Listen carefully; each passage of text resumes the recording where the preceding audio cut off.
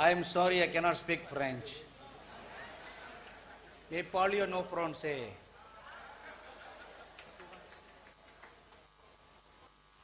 That's the only sentence I've learned in French. C'est la seule phrase que je connais en français.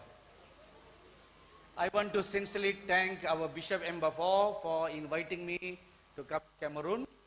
Je voudrais dire merci aux dirigeants de l'Église au Cameroun qui m'ont invité ici. Greater credit goes to Bishop Robinson Fondong. Et ma reconnaissance va également à l'endroit de l'évêque Robinson Fondong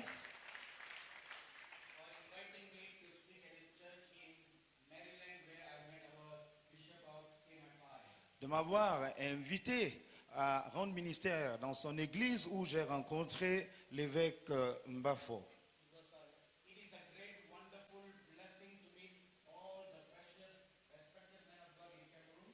C'est un privilège réel pour moi, à vous tous, précieux hommes de Dieu du Cameroun. Et plus important encore, pour vous, ce peuple merveilleux du Cameroun. Good morning. Inclinons encore nos têtes pour un mot de prière.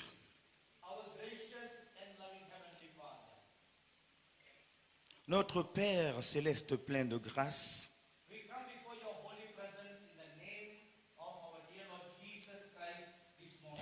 nous venons devant toi au nom de notre Seigneur et Sauveur Jésus-Christ ce matin.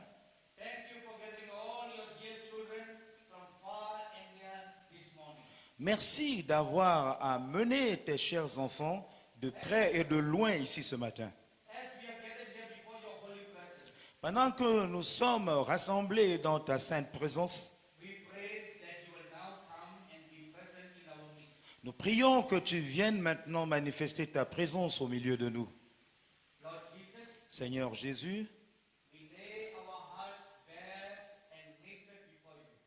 nous te présentons nos cœurs nus devant toi. Nous prions que tu nous vois,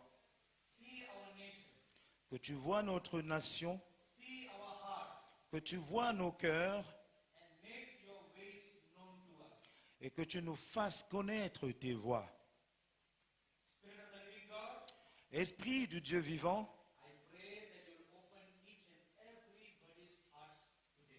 je prie que tu ouvres le cœur de tout un chacun ici aujourd'hui. Donne-nous des cœurs qui comprennent. Donne-nous une oreille attentive.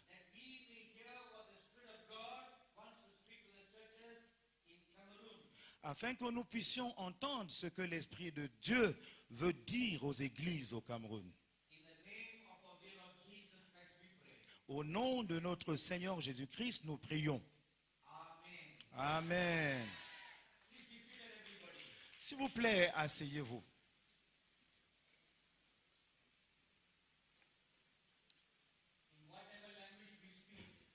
Quelle que soit la langue que nous utilisons pour parler,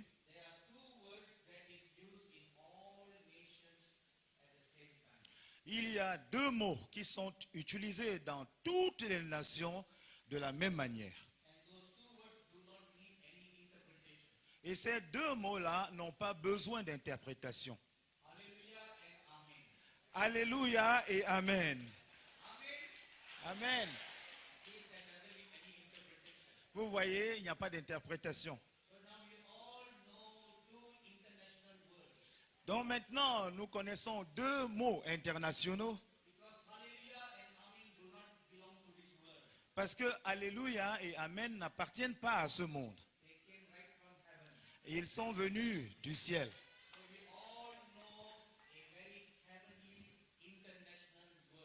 Donc nous connaissons tous deux mots célestes et internationaux.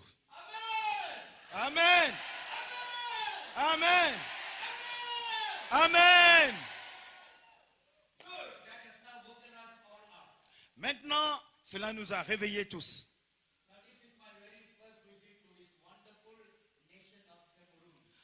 Ça, c'est ma toute première visite à cette, à cette excellente nation du Cameroun.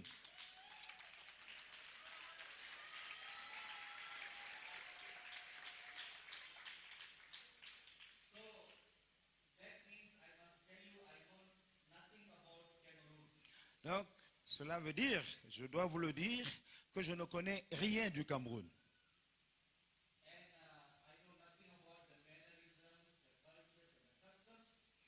Je ne connais rien des cultures, des coutumes du Cameroun.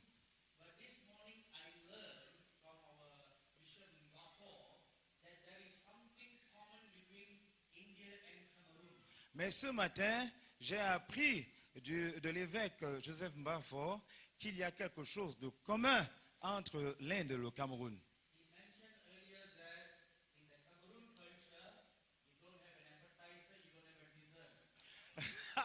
Il a d'abord dit que dans la culture Cameroun, on n'a pas pour un repas une entrée, une résistance et puis un dessert. Vous avez juste un repas complet. Et dans la culture indienne, nous n'avons pas d'entrée et nous n'avons pas de dessert.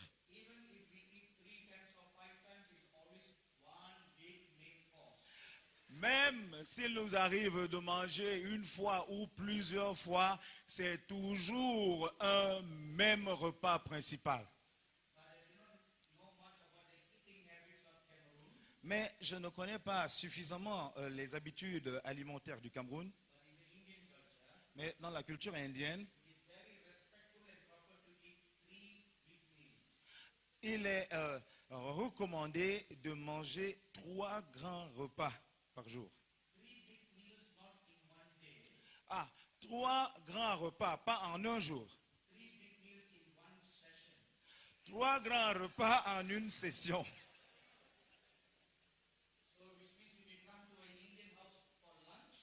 Ça veut dire que si vous venez dans une maison indienne pour le déjeuner,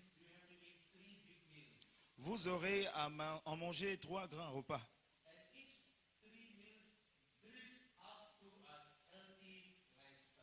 Et chacun des 3 grands repas vise un mode de vie de bonne santé.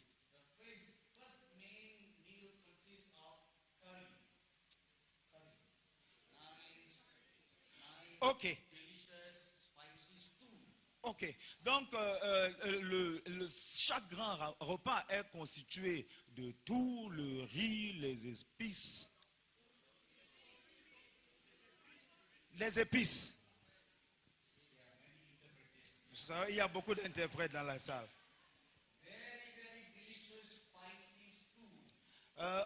Un repas très, très épicé. Et tellement épicé que c'est bon pour le palais. Et c'est aussi bien pour le corps. Que aucun moustique n'ose venir piquer un Indien. Parce que lorsqu'il goûte le sang, le sang est tellement épicé qu'il s'enfuit. C'est pour cela que si vous venez en Inde, vous n'avez pas besoin d'injection pour le palu. Parce que les moustiques en Inde savent. Ne jamais, jamais approcher un Indien.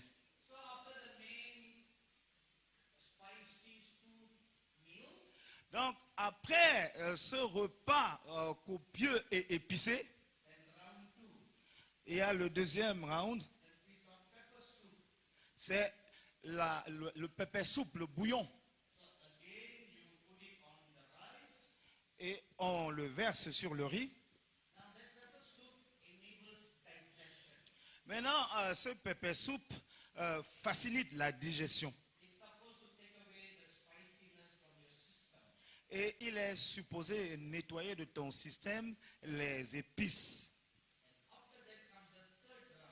Après quoi vient le troisième round. Et le troisième round est consisté de yaourt. Maintenant, vous avez encore une montagne pleine de riz. Et vous avez du yaourt au-dessus. Et tout ça, tu mélanges ensemble. Et tu manges le riz. Et c'est très scientifique.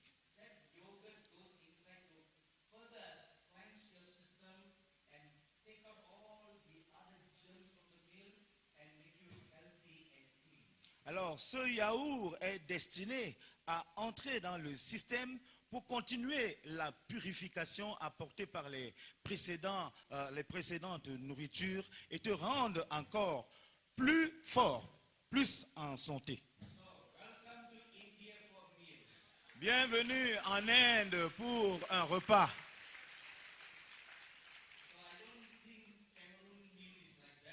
Je ne pense pas que le repas du Cameroun est comme cela.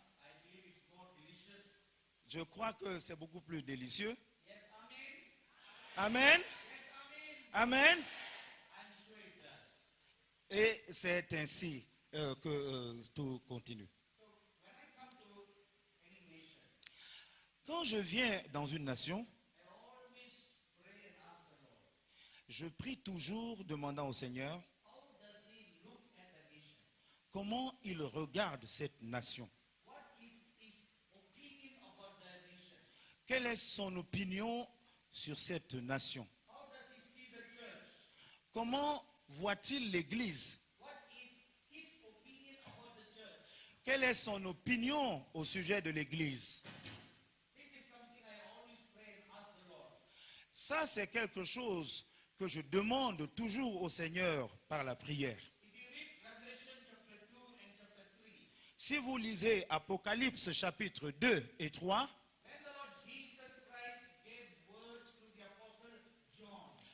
là où le Seigneur Jésus-Christ avait donné sa parole à l'apôtre Jean,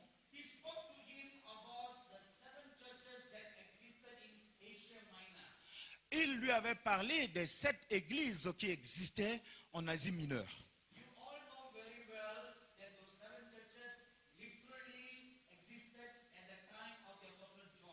Vous savez tous qu'il y avait 7 églises qui existaient littéralement dans le temps de l'apôtre Jean. Donc lorsque le Seigneur Jésus-Christ était apparu à l'apôtre Jean, au moment où le livre de l'Apocalypse était écrit,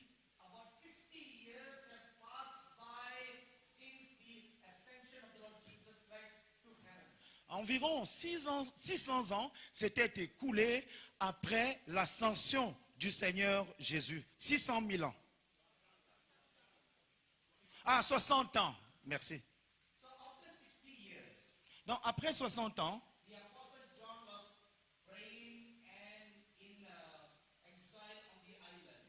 et l'apôtre Jean était en train de prier dans une condition d'exil dans une île.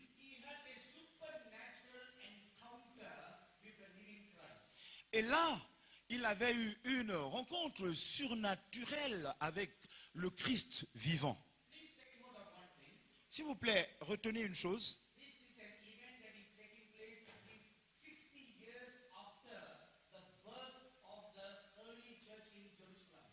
Voici un événement qui se passe 60 ans après la naissance de l'Église primitive.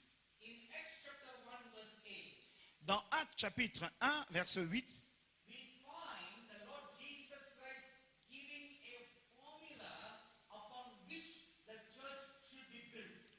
nous trouvons le Seigneur Jésus-Christ en train de donner la formule sur laquelle l'Église devait être bâtie.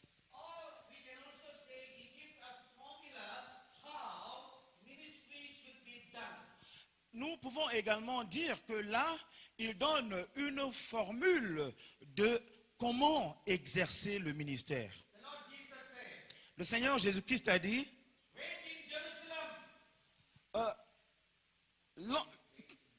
Yes, à partir de Jérusalem. Don't go out for ministry. Ah, attendez à Jérusalem. Wait in Jerusalem. Attendez à Jérusalem. So as the disciples were all wondering why wait, Et tous les disciples étaient en train de se demander, mais pourquoi attendre? so the Lord Jesus answered the question. Alors, le Seigneur Jésus-Christ avait répondu à la question. Wait until you receive power from on high. Attendez jusqu'à ce que vous ayez vu la puissance d'en haut. After you have received power from the Holy Spirit, Après que vous ayez reçu la puissance du Saint-Esprit, then go out to do your ministry. alors sortez pour rendre votre ministère. And the Holy Spirit will help you to found the church. Et le Saint-Esprit vous aidera à fonder l'Église. My dearly beloved brothers and sisters and respected men of God, Mes chers frères et sœurs et hommes de Dieu respectés, the basic foundation for ministry is having the baptism of the Holy Spirit. le fondement de base pour un ministère, c'est être baptisé du Saint-Esprit. But the sentence that I just said is not correct. Mais la phrase que je viens de dire n'est pas correcte. Because the scripture says, Parce que les Écritures disent, when you receive the Holy Spirit, you shall receive power. quand vous recevrez le Saint-Esprit, vous recevrez une puissance. But however, in our churches today, Mais malgré cela, dans nos églises aujourd'hui, we say like this. nous le disons comme ceci. When you receive the Holy Spirit, Quand tu reçois le Saint-Esprit, you shall speak in tongues. tu parleras en langue. And we put a full stop there. Et nous mettons un point à ce niveau. This is what we have been doing all our lives. Et c'est ce que nous avons fait tout au long de nos vies. And I am included in that list. Et je suis inclus dans cet ensemble. For years in my 39 years of ministry, Pendant mes 39 ans de ministère, I have been guilty of doing that je me suis retrouvé coupable de l'avoir fait ainsi. until about 10 years ago. Et il y a environ 10 ans, The Lord Jesus showed me a different picture. le Seigneur Jésus-Christ m'a donné une image différente. He said, look at De les Écritures, the initial evidence of the Holy Spirit is not just le signe initial de la venue du Saint-Esprit n'est pas seulement le parler en langue, mais la puissance.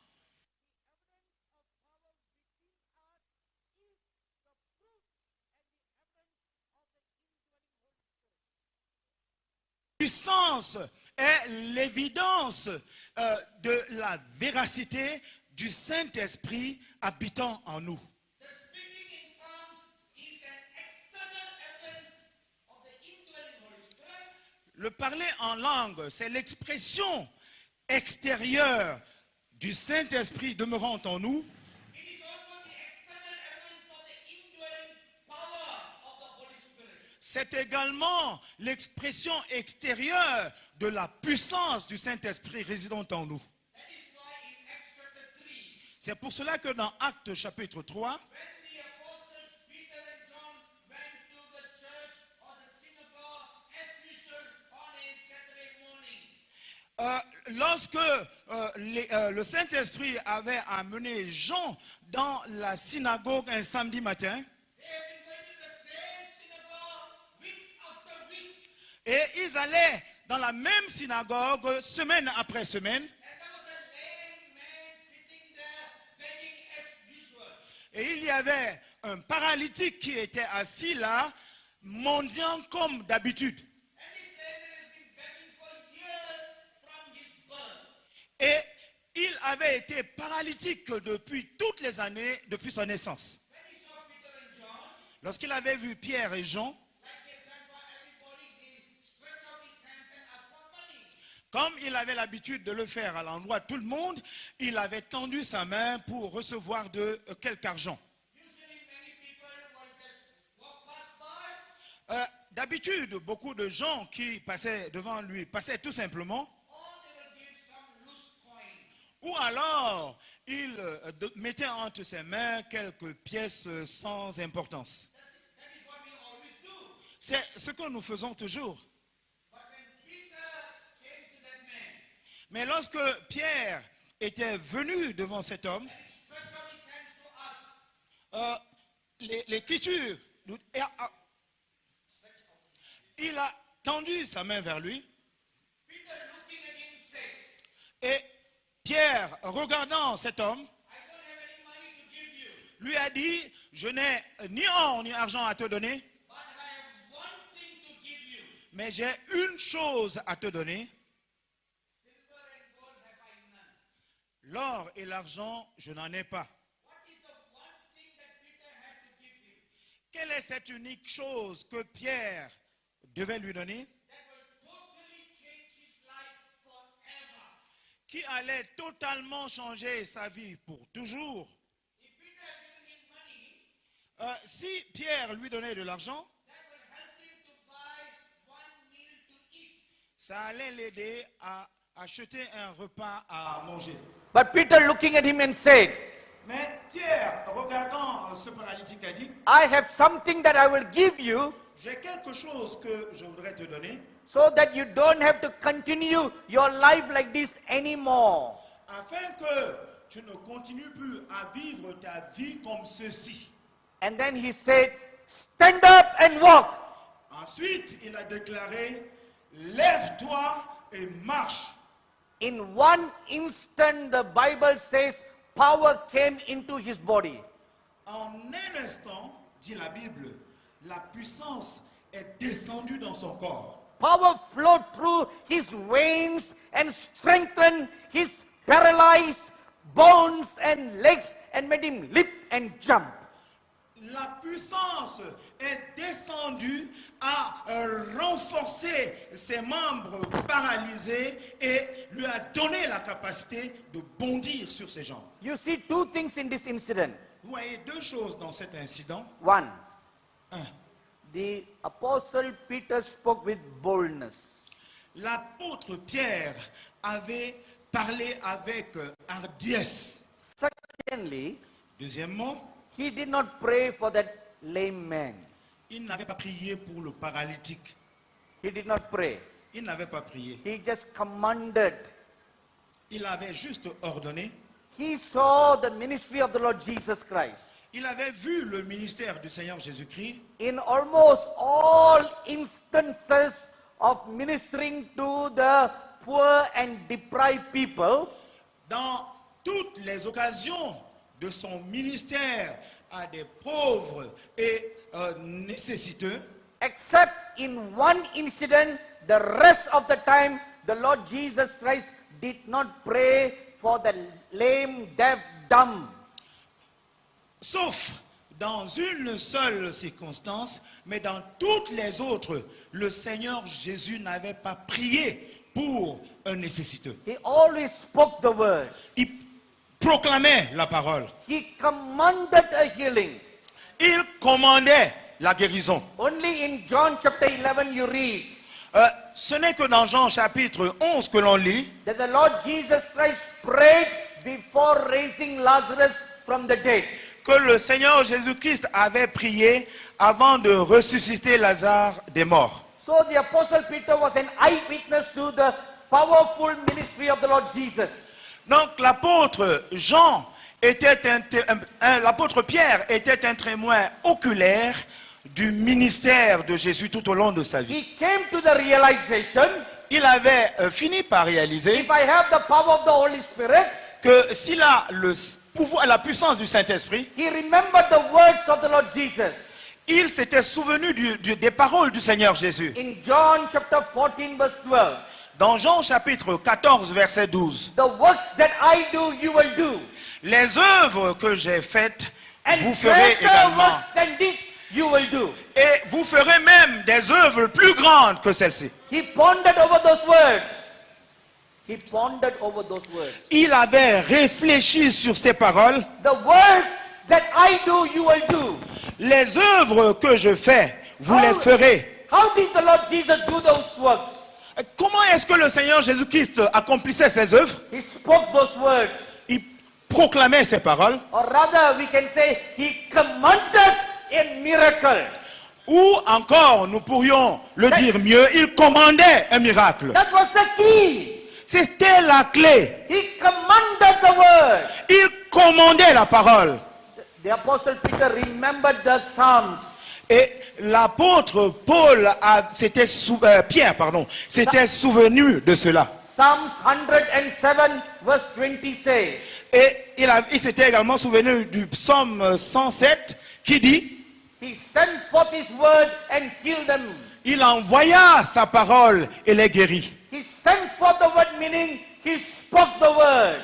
Il envoya sa parole signifie qu'il proclama la parole. He commanded the word. Il avait ordonné la parole. And the word that came out of His mouth Et la parole qui était sortie de sa bouche went forth like a double-edged sword. était sortie comme une épée à double tranchant. And it cut every root of sicknesses and diseases. Et elle coupait toute racine de maladie et d'infirmité. So Peter remembered all that. Pierre s'était donc souvenu de tout cela And he came to the realization, et il avait fini par réaliser the works that the Lord Jesus did, I can do. que selon le ministère du Seigneur Jésus-Christ, voici ce que je peux faire. Because now I have the power of the Holy Spirit inside me. Parce que maintenant, j'ai la puissance du Saint-Esprit résidente en moi. Following the same method like the Lord Jesus, Suivant la même méthode donnée par le Seigneur Jésus, He commanded the lame man to get up and walk. il commanda aux paralytiques de se lever et marcher. And in an instant a miracle took place.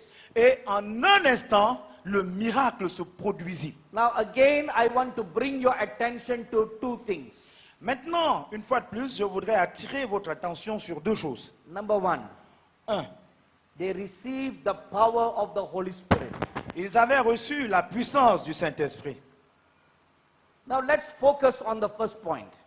Maintenant, concentrons-nous sur le premier point. If you will read Luke chapter 4, Si vous lisez Luc chapitre 4, verse 1 tells us, don't open, just repeat what I say. ok.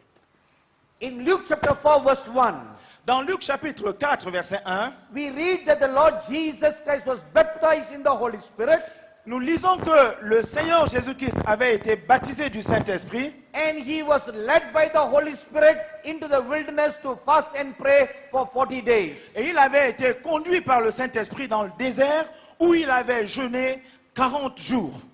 Now when he was baptized in the Holy Spirit, Maintenant, quand il a été baptisé du Saint-Esprit, he saw the Holy Spirit come down upon him like a dove. il avait vu le Saint-Esprit descendre sur lui comme une colombe. John the Baptist also saw the Holy Spirit come down like a dove upon the Lord Jesus. Jean-Baptiste avait également vu le Saint-Esprit descendre sur Jésus comme une colombe. But we don't read any other external signs like speaking in tongues in that instance. Mais dans cette circonstance-là, nous ne lisons aucun témoignage du Saint-Esprit se manifestant par le parler en langue. Then the Lord Jesus Christ went into the wilderness to fast and pray. Alors le Seigneur Jésus-Christ alla dans le désert pour jeûner et prier. Now if you turn your Bibles to Luke chapter 4 verse 14. Et si vous ouvrez vos Bibles dans Luc chapitre 4, verset 14, After the 40 days fast, when the Lord Jesus Christ came out of the wilderness, après ce jeûne de 40 jours, lorsque le Seigneur Jésus-Christ était sorti du désert, the scripture says he returned in the power of the Holy Spirit. les Écritures disent qu'il était retourné dans la puissance du Saint-Esprit. Now please observe these two acts. Maintenant, s'il vous plaît, observez ces deux axes. When he entered into the wilderness, he had the baptism of the Holy Spirit. Lorsqu'il entrait dans le désert, il avait reçu déjà le baptême du When Saint-Esprit. he came out of the wilderness, Lorsqu'il était sorti du désert, he had the power of the Holy Spirit. il était revêtu de la puissance du Saint-Esprit. So the Lord Jesus Christ had the Holy Spirit and the power of God. Donc le Seigneur Jésus-Christ avait le Saint-Esprit et la puissance de Dieu. Between the two incidents, Entre les deux incidences, there is something in the center. il y a quelque chose au centre. What is it? De quoi s'agit-il? A life of prayer. une vie de prière. Only a life of prayer can produce power. Seule une vie de prière peut produire de la puissance.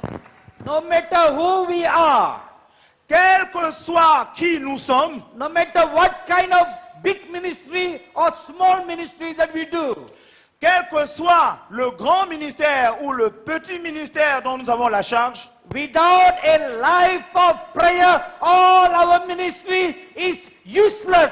sans une vie de prière, tout notre ministère est sans objet, It is powerless.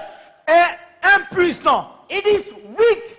est vide, It is effectiveless. est sans effet. That brings us to point number 2. Cela nous conduit au point numéro 2. How was the Peter able to speak with such boldness? Comment Pierre était sorti et il avait parlé avec hardiesse. In Acts chapter 4 we read, Dans Actes chapitre 4, nous lisons, after the healing of the lame man, après la guérison du paralytique, the apostles Peter and John were arrested by the established clergy of that time. les apôtres Pierre et Jean avaient été arrêtés par les autorités de cette époque-là. So during the trial, Donc, pendant cette épreuve, every one of the Pharisees noticed one thing about Peter and John.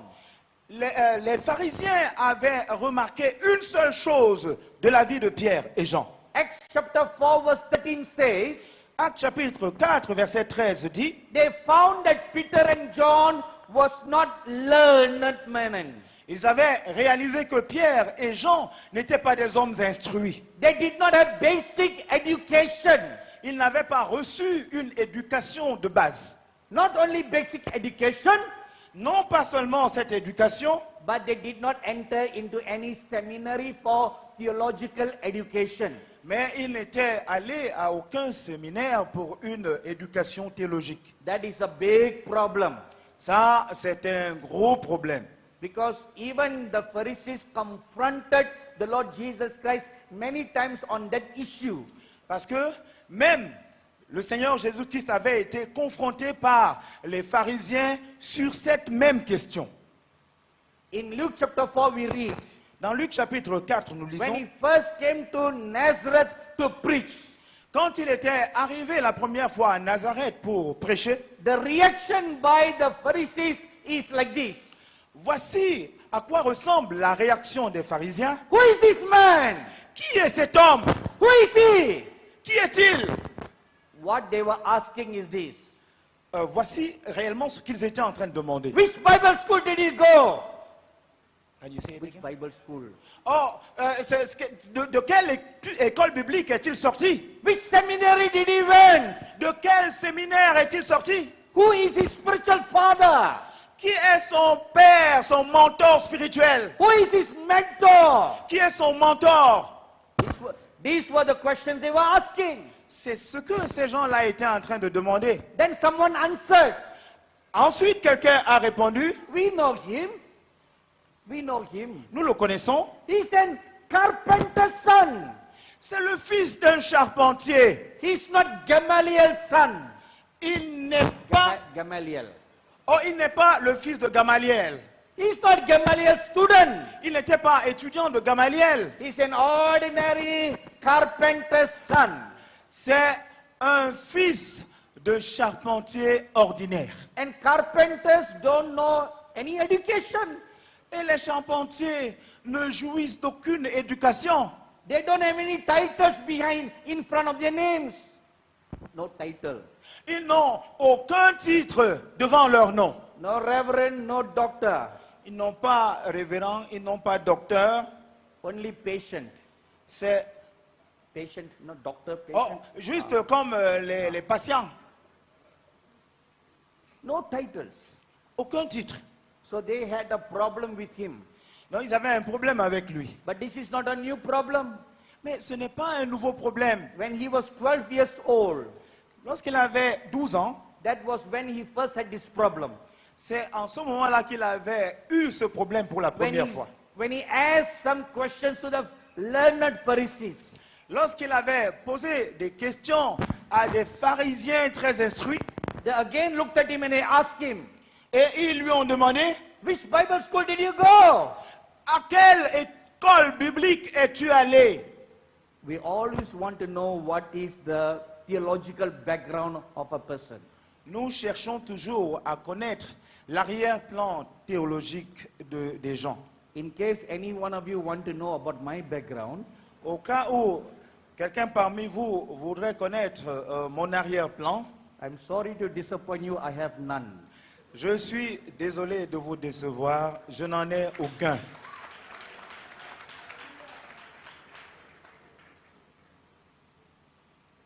So when the Pharisees and the Sadducees were questioning Peter and John, Lorsque les pharisiens et les scribes observaient Pierre et Jean, they realized they were unlearned, unschooled fishermen. ils avaient réalisé que c'était des pêcheurs non instruits, Then where did they get this boldness? mais ils s'étaient levés avec hardiesse. How come they were so bold and so piercing? Et leurs paroles étaient tellement courageuses et transperçantes. That was their question. C'était là leur credo. And Luke chapter 4 verse 13 gives us the answer. Et dans Luc chapitre 4, Oh. verset 13, 13. verset 13, il répond, And they said, because they had been with Jesus. la réponse donc c'est parce qu'ils avaient été avec Jésus.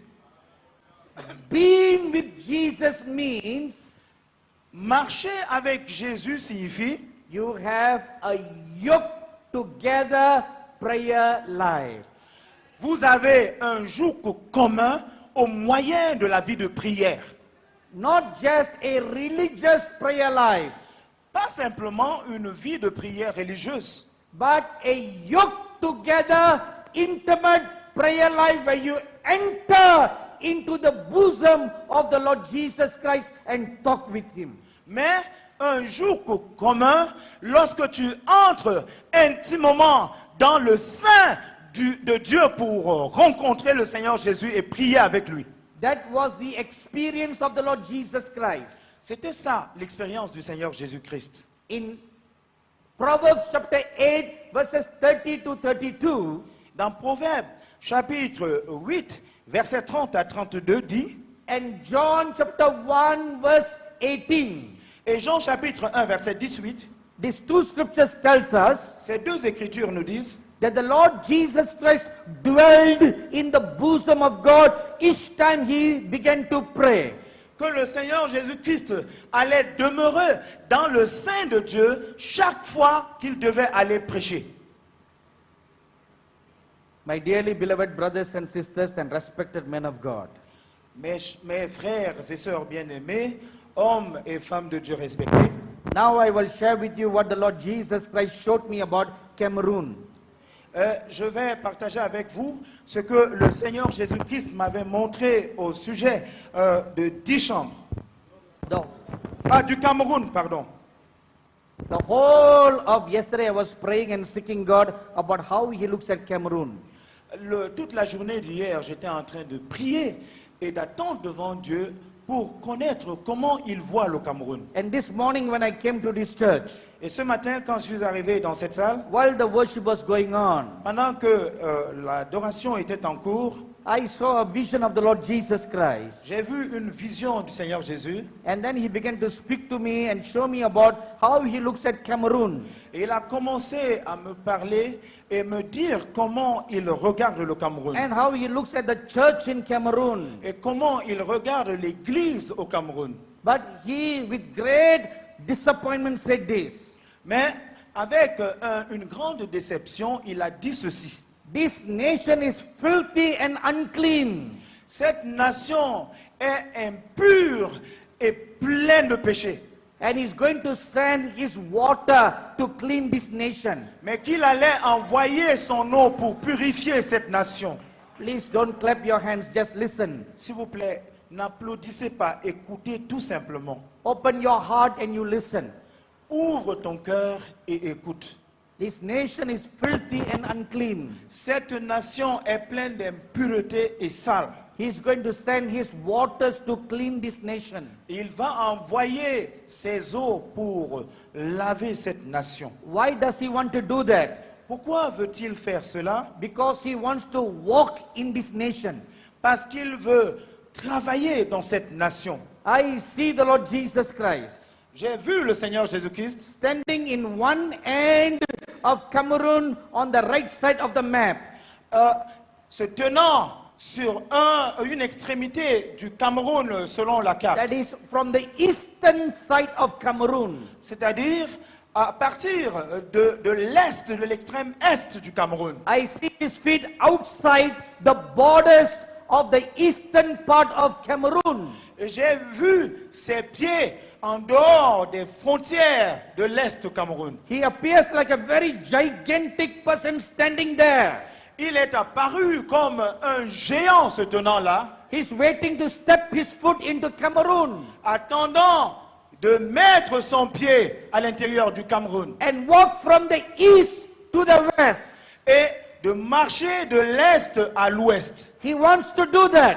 Il veut le faire. And when he starts walking, Et quand il va commencer à marcher, the glory of God will begin to sweep all over Cameroon.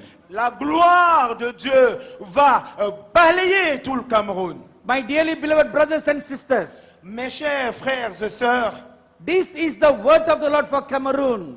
ça c'est la parole du Seigneur pour le Cameroun. He wants to totally change the foundation of this nation, Il voudrait totalement changer les fondations de cette nation, so that a spring can be opened up in the center of the nation.